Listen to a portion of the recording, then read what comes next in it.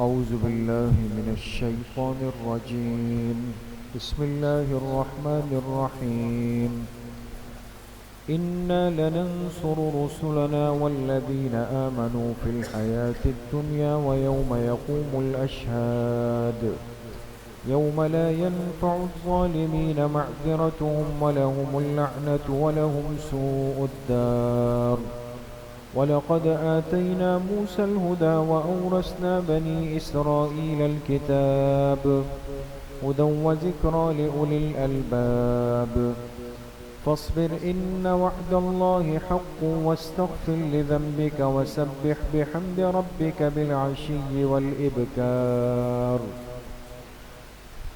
صدق اللہ العظیم۔ یہ سورہ مومن کی آیت نمبر 51 سے آیت نمبر 55 تک 5 آیتیں آپ حضرات کے سامنے تلاوت کی گئی ہے۔ گزشتہ کل کے درس میں یہ بات چل رہی تھی کہ قیامت کے دن وہ طبقہ جس نے دنیا میں اللہ کی نافرمانی کی اور جہنم کی آگ کے مستحق بنے، وہاں جا کر وہ آپس میں ایک دوسرے سے الجھ جائیں گے، جھگڑیں گے۔ جو کمزور طبقہ دنیا میں ہوتا ہے، جو پیچھے چلتا ہے، وہ بڑے طبقے سے کہے گا کہ بھئی ہم تو آپ کے پیچھے چلتے تھے، آپ نے جو کہا ہم نے وہ کیا، اب آپ بتائیں آج آپ ہمارے لیے کیا کر سکتے ہیں؟ ہمیں جہنم سے بچا سکتے ہیں؟ جو بڑا طبقہ ہوگا جو دنیا میں رہنما بن کر سردار بن کر گھومتا ہے، وہ ان سے کہیں گے کہ بھائی سب آج مشترک ہے، ہم یہیں جہنم میں سب ایک جگہ پر، کچھ بھی نہیں ہو سکتا۔ پھر یہ سب کے سب جہنم کے جو فرشتے ہیں ان کے پاس آئیں گے اور ان سے ہوگا وَلَقَدْ آتَيْنَا مُوسَى الْهُدَى۔ اب اللہ پاک نے بطور مثال کے حضرت موسیٰ علیہ السلام کا تذکرہ فرمایا، اور ہم نے دی موسیٰ علیہ السلام کو ہدایت، یعنی ہدایت والی کتاب ان کو دے کر بھیجا۔ وَأَوْرَثْنَا بَنِي إِسْرَائِيلَ الْكِتَابَ، اور بنی اسرائیل کو ہم نے اس کتاب کا وارث بنایا۔ یہ دیکھیں تمہارے حصے میں آئی ہے، اس کتاب کی قدر کرو۔ ہدن، اور وہ کتاب یعنی جو تورات تھی وہ ہدایت تھی، و ذکرہ اور نصیحت تھی، لِأُولِي الْأَلْبَابِ عقل والوں کے لیے، عقل والوں نے اس سے فائدہ اٹھایا۔ فَاصْبِرْ إِنَّ وَعْدَ اللَّهِ حَقٌّ۔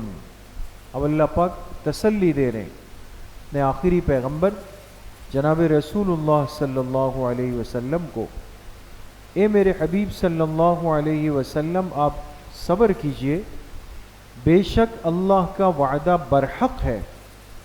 واستغفر لذنبک، اور جو خلاف اولا امور ہو جائے اور آپ پر بوجھ بننے لگے آپ اس پر استغفار کیجئے۔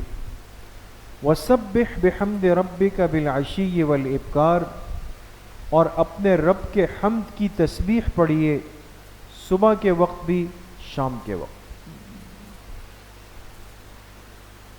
تو ایک تو ان آیات میں اللہ نے اہل ایمان کے لیے وعدہ فرمایا، اور فرمایا ہم اپنے پیغمبروں کی مدد بھی کرتے ہیں اور ان پر ایمان لانے والوں کی بھی مدد کرتے ہیں۔ کہاں؟ فرمایا اس دنیا میں بھی اور آخرت کی زندگی۔ اب یہاں پر ایک سوال ہے کہ ہر پیغمبر پر تکلیف آئی، آزمائشیں آئی، ان کو ستایا گیا، ان کو تنگ کیا گیا، بلکہ بعض ایسی امتیں بھی تھی جنہوں نے اپنے پیغمبروں کو قتل تک کیا، جیسے حضرت زکریہ علیہ السلام، حضرت یحییٰ علیہ السلام، ان دونوں کا تذکرہ ہے کہ ان دونوں کو شہید کیا گیا۔ حضرت زکریہ علیہ السلام کا سر مبارک جو ہے وہ آپ کے جسم سے الگ کیا گیا۔ شام کے اندر ہم نے وہ جگہ دیکھی ہے کہ جو مسجد کے بالکل بیچ میں ایک جگہ ہے، جامع مسجد اموی میں، جو مین مسجد ہے شام کی دمشق میں، اس میں انہوں نے وہ جگہ محفوظ کی ہے مسجد کے اندر، اور وہاں پر حضرت زکریہ علیہ السلام کا جو سر مبارک ہے وہ وہاں پر دفن کیا گیا ہے۔ تو انبیاء علیہ السلام تو شہید بھی ہوئے، قربان بھی ہوئے ہیں۔ خود اللہ کے پاک پیغمبر علیہ السلام کے جسم مبارک پہ پتھر برسائے گئے طائف کے سفر میں، یہ سب چیزیں ہوئی، اور اللہ پاک فرما رہے ہیں کہ ہم اپنے پیغمبروں کی مدد ضرور کرتے ہیں۔ تو بات بالکل واضح ہے دوستو کہ آزمائش اللہ کی طرف سے آتی ہے، اور پھر آزمائش کے بعد اللہ پاک صحیح اور غلط کو واضح کر دیتے، نمایاں کر دیتے، کھوٹے کھرے کو صاف کر دیتے، کون صحیح کون غلط۔ اور پھر جس نے اللہ کے پیغمبروں کو یا اللہ کے محبوب بندوں کو ستایا ہوتا ہے، تنگ کیا ہوتا ہے، یا ان کا قتل کیا ہوتا ہے، پھر اللہ پاک ان سے انتقام لیتے ہیں۔ یہ انتقام خداوندی سے کبھی بھی بچ نہیں پاتے دوستو، یہ اللہ کا ایک نظام ہے دوستو۔ تو جنہوں نے آپ علیہ السلام کو ستایا، تکلیف دی، ان کے ساتھ کیا ہوا؟ بدر میں، احد میں، خندق میں قتل ہو گئے۔ اور آپ کے سب سے بڑے جو دشمن تھے ابو جہل، وہ کس غزوے میں مارا گیا؟ غزوہ بدر کے اندر۔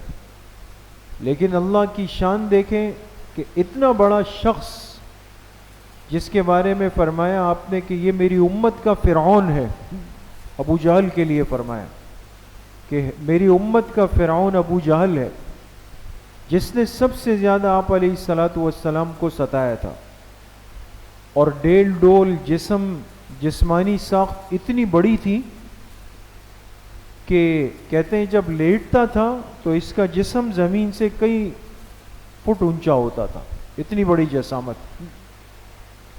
لیکن وہی سرکش، وہی بدماش اور وہ ظلم و زیادتی کرنے والا غزوہ بدر میں کن کی تلواروں سے مارا گیا؟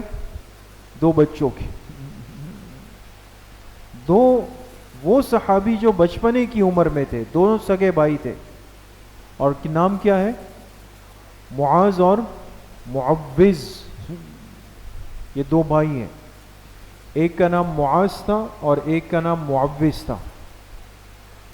اور انہوں نے غزوہ بدر کے اندر آ کے حضرت عبد الرحمن ابن عوف رضی اللہ عنہ فرماتے ہیں کہ میں نے دیکھا میرے دائیں طرف ایک بچہ، بائیں طرف ایک بچہ، تو مجھے اپنا آپ کمزور سا محسوس ہوا کہ دائیں بائیں مضبوط ساتھی ہوتے۔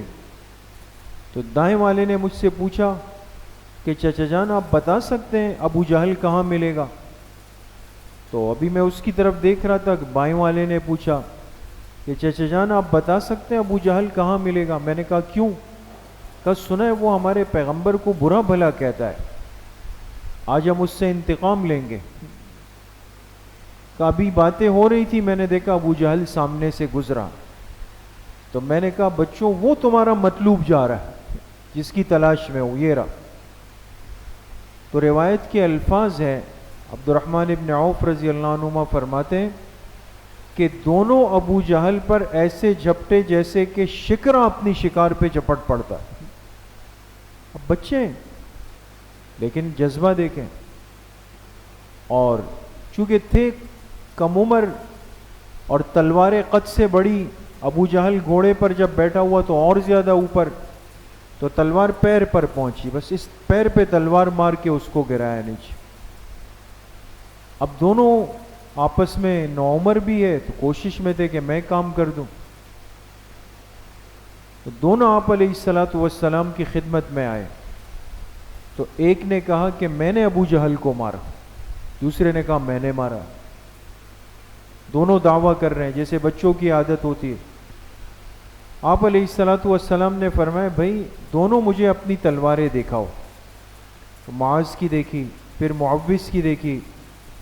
آپ نے فرمایا کلاکما قتلتما، تم دونوں نے ابو جہل کو مارا، اس لیے کہ دونوں کی تلوار پہ خون لگا ہوا ہے، دونوں کا حصہ ہے اس کے اندر. اس امت کے تو بچوں میں ایسا جذبہ رہا ہے. تو اللہ پاک جب اپنے محبوب بندوں کا انتقام لینا چاہتے ہیں اس کے لیے کوئی بہت بڑی طاقت یا طاقتور بندہ نہیں. ابرہہ کو تباہ کرنے کے لیے وہ چھوٹے سے پرندے اور ان کی چونچ کے پتھر اس نے آ کے ان کو بوسا بنا دیا. ابو جہل کو نشان عبرت بنانے کے لیے کیا کیا؟ 2 بچوں کو اس کے اوپر مسلط کر دیا، معاذ اور معوذ کو، اور انہوں نے ان کا کام تمام کر دیا. اور یہ ایک سلسلہ رہا ہے دوست. جو بھی حضرت عمر رضی اللہ عنہ کا قاتل، پھر حضرت عثمان رضی اللہ عنہ، پھر حضرت علی رضی اللہ عنہ، پھر جو واقعہ کربلا میں جو بدبخت شامل تھے، آپ اگر کتابوں میں پڑھیں ان صحابہ اکرام کے شہادت اور ان کو قتل کرنے میں جو جو فرد شامل رہا، اللہ نے ان سب کو نشان عبرت بنایا. نشان عبرت. آپ کو پتہ ہے نواسہ رسول صلی اللہ علیہ وسلم حضرت حسین رضی اللہ عنہ، اس کو قتل کرنے میں جو مرکزی ہاتھ ہے یزید کا. یزید کی قبر کہاں پر ہے؟ یزید کی قبر کو بہت تلاش کیا گیا کہ یہ بندہ بھی تو کہیں پر ہوگا نا. تو اللہ کی شان دیکھیں، اس دنیا میں اللہ کی پکڑ کیسے آتی ہے کہ کوفہ کے اندر وہ جگہ جہاں اس وقت آگ کی بھٹیاں جلتی ہے، یعنی آگ جلتی ہے، بھٹیاں ہوتی ہے، کہتے ہیں اس کے نیچے یزید دفنا ہوا، اس کو دفنایا گیا. علماء نے فرمایا اسی دنیا میں اللہ پاک نے اس کو اس کا انجام دکھایا کہ قبر کی بھی وہ جگہ ملی کہ جہاں آج بھی آگ جل رہی ہے اوپر. تو یہ نہیں ہو سکتا کہ دنیا میں انسان اللہ کے پیاروں پر، اللہ کے محبوب بندوں کے ساتھ ظلم اور زیادتی کرے اور یہ پھر عیش و عشرت کی زندگی، چند دن کی مستی ہوتی ہے. اس کے بعد پھر جب اللہ پاک کی پکڑ آتی ہے تو یہ نشان عبرت بن جاتے ہیں. جو شخص حضرت عثمان رضی اللہ عنہ کے قتل کے اندر مرکزی ملزم تھا، حضرت عثمان رضی اللہ عنہ جو سب سے پہلے وار کیا تھا، کہتے اس کا جو ہاتھ اس نے اٹھایا تھا، بعد میں لوگوں نے اس کو دیکھا کہ یہ بغداد کے اندر ایک مسجد کے باہر بیٹھ کر کے بھیک مانگتا تھا، اور جو وہ ہاتھ تھا اس کا، وہ کہتا تھا یہ بالکل ایسا ہو گیا تھا جیسے لکڑی کا تختہ ہوتا. اس کو خود پتہ نہیں ہوتا تھا کہ میرا یہ ہاتھ میرے جسم کے ساتھ ہے یا میرے جسم کے ساتھ نہیں ہے. اور پھر اس پر جنون آیا، اللہ نے اس کو پاگل کیا. پھر یہ کیا کرتا تھا؟ گزرنے والی عورتوں کو چھیڑتا تھا، پھر لوگ اس کی پٹائی کرتے تھے. اسی بدبختی کے اندر یہ دنیا سے گئے، مر گئے. تو اللہ پاک کا نظام ہے، ضابطہ ہے، وعدہ ہے کہ ہم اپنے پیغمبروں کی بھی مدد کرتے ہیں، اور جو پیغمبر کے متبعین ان پر ایمان لانے والے ہیں ہم خود ان کا انتقام لیتے ہیں. اور اس انتقام کی شکل یہ ہوتی ہے کہ اسی دنیا میں اللہ پاک ان کو ذلیل، خائب، خاسر اور رسوا کر دیتے ہیں، اور وہ برے افعال کے اندر، بدعملی کے اندر، بے سکونی کے اندر اور جنون کے اندر، ایک پاگل پن کے اندر وہ مبتلا ہو جاتا ہے۔ یہ اللہ پاک کی پکڑ کی ایک شکل ہوتی ہے دوست۔ اس لیے میرے عزیزوں، دوستوں، بزرگوں، کبھی بھی انسان اپنے قول سے، فعل سے، اشارے سے، اپنے وجود سے کسی مظلوم یا اللہ کے کسی نیک بندے، خاص طور پہ جو اللہ کے محبوب بندے ہیں، ان کو اپنے وجود سے کبھی تکلیف نہ پہنچا۔ بعض دفعہ اس میں مزہ تو آتا ہے، انسان کہتا ہے چلے بھائی وہ کمزور بندہ ہے، کچھ کہہ نہیں سکتا، چلو بھائی اس کے پیچھے لگے رہو، اپنی زبانیں بھی چلاؤ، ہاتھ بھی چلاؤ، باتیں بھی چلاؤ، قلم بھی چلاؤ، بڑی بڑی باتیں کرتے رہو، لیکن بہت جلد وہ پھر پکڑ کے اندر آ جاتا۔ اللہ پاک مجھے بھی آپ سب کو صحیح عمل کی توفیق نصیب فرمائے۔ تو انشاءاللہ کل مغرب کی نماز کے بعد ہماری قربانی کی نسبت سے دوسری خصوصی مجلس ہوگی۔ ایک مجلس پچھلے اتوار کو ہوئی، ایک کل ہوگی انشاءاللہ۔ اور پھر کل عشاء کے بعد آپ کو معلوم ہونا چاہیے کہ نئے مہینے کی پہلی اتوار بھی ہے، تو عشاء کے بعد انشاءاللہ مختصر اصلاحی بیان اور ذکر کی مجلس بھی ہوگی۔ اہتمام سے تشریف لائیں۔ الحمدللہ رب العالمین۔